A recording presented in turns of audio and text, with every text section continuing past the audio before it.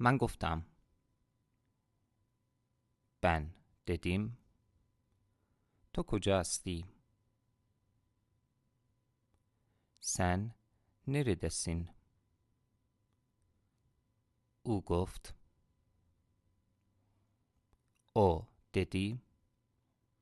من در رستوران هستم. Ben restorandayım. امروز. Bugün. من میخوام سالاد درست کنم. Ben salata yapmak istiyorum. و من میخوام سالاد بفروشم. Ben salata satmak istiyorum.